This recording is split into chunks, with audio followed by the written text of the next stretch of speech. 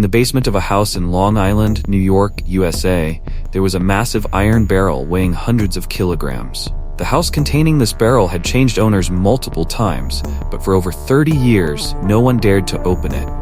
Finally, on a fateful day, a curious man decided to investigate, and thus, a horrifying secret hidden for 35 years was revealed.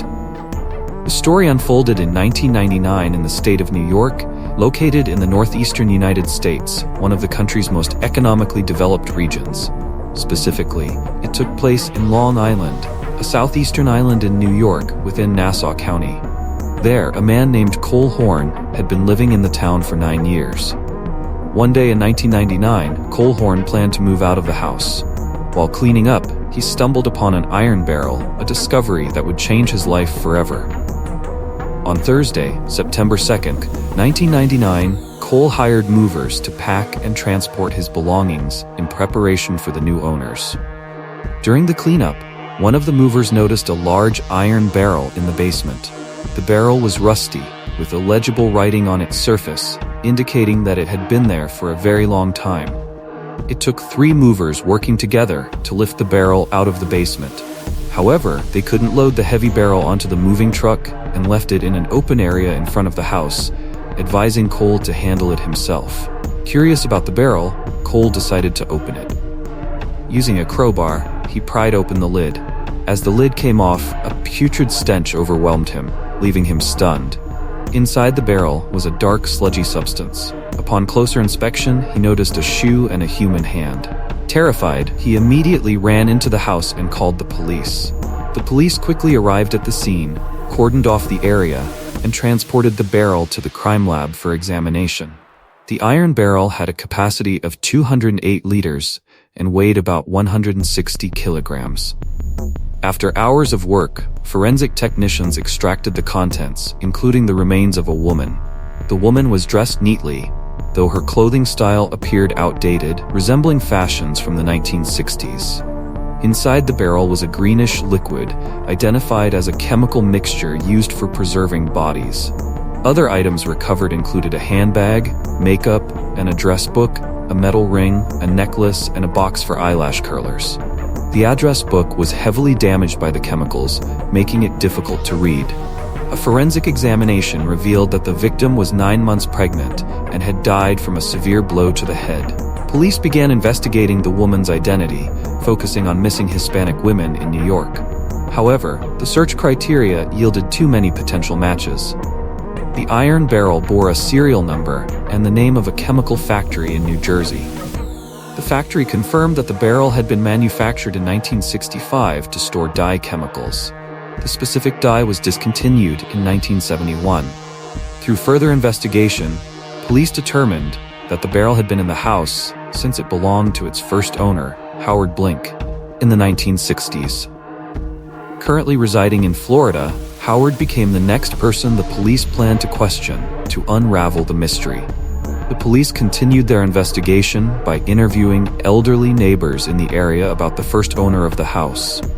According to their accounts, the original owner was a man named Elkin, a shareholder in a plastic manufacturing company. The company thrived in the 1960s, producing items such as plastic flowers, artificial grass, and decorative goods. Hearing this, the police immediately connected the plastic pellets found in the barrel to Elkin's company. Following this lead, the police traced records and discovered that Elkin's company had purchased a shipment of dye chemicals from the New Jersey factory in the 1960s for manufacturing purposes. Meanwhile, news of the woman found in the barrel spread widely in the media, attracting significant public attention. One day, the police received an anonymous call. The caller claimed to know secrets related to the barrel and asserted that Elkin, a major shareholder in the plastics company, had an affair with a woman who worked at the factory in the 1960s. Armed with this information, the police located Elkin, who was now 70 years old, retired, and living in Florida. When the police arrived, Elkin appeared uncooperative but reluctantly let them into his home. The officers presented a photo of the barrel and asked if Elkin had ever used such containers in his factory. Elkin denied it, insisting that his company never dealt with iron barrels or dye chemicals. However, earlier investigations had already proven otherwise, revealing his deceit. The police pressed further, questioning Elkin about extramarital affairs. Unexpectedly, he admitted to having an affair over 35 years ago, but claimed he could no longer remember the woman's identity. When the police requested a DNA sample, Elkin refused and demanded they leave his property. Meanwhile, forensic technicians at the lab partially restored the address book found in the barrel. They discovered a note that read, "Mr. Elkin," along with an address and phone number, though the information was no longer valid. Another page mentioned the name Kathy Miranda and a phone number. When police reached out, Kathy answered the call. Kathy, a close friend of the victim, confirmed that the woman in the barrel was Reyna, a native of El Salvador. Reyna had moved to New York in 1966 at the age of 26. She initially worked as an English teacher at a language school before joining Elkin's plastic factory. Kathy described Reyna as a gentle, cautious person who often sought family advice before making decisions. According to Kathy, shortly before her disappearance, Reyna revealed she was pregnant but didn't disclose the father's identity. She only mentioned that he was married with 3 children. One day, Reyna confided that she had spoken with the man's wife, revealing their affair and her pregnancy. Following this conversation, Reyna began receiving threats from her lover, leaving her terrified. Concerned for her friend, Kathy visited Reyna's home. However, she found the door unlocked, and Reyna was nowhere to be seen. Kathy waited for 3 hours trying to contact Reyna, but to no avail. Eventually, she reported the incident to the police. Fearful of tarnishing Reyna's reputation, Kathy didn't disclose the threatening calls. At the time, the police assumed Reyna had left voluntarily and didn't classify the case as a serious missing person incident. Based on Kathy's testimony, the police were convinced that Elkin was the mysterious man Reyna had mentioned. On that fateful night, Elkin lured Reyna to the factory, murdered her, and concealed her body in the chemical-filled barrel to preserve it. He planned to dispose of the barrel in the ocean, but the weight made this impossible. Ultimately, the barrel was abandoned in the basement of his house. After over 30 years, the horrifying truth finally came to light. The police continued to gather evidence and initiated legal proceedings to hold Elkin accountable for his actions. After murdering Reyna, Elkin filled the steel barrel with plastic products from his own company. Once tightly packed and sealed, he realized the barrel weighed a staggering 160 kilograms, far too heavy for him to move alone. Unable to load it onto a boat as planned, Elkin had no choice but to hide it in the basement of his house.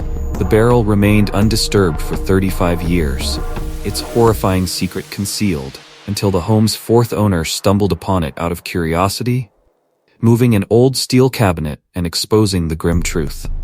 With the evidence mounting, the police identified Elkin as the prime suspect. They quickly secured a warrant to collect his DNA. However, when officers arrived at his residence, Elkin's wife informed them that he was missing. Shortly afterward, Elkin was found dead in his garage. He sat slumped in the back seat of his car, blood splattered around him, and a gun lay at his side. The police concluded that it was a case of suicide. Despite his death, investigators obtained a DNA sample from Elkin for comparison.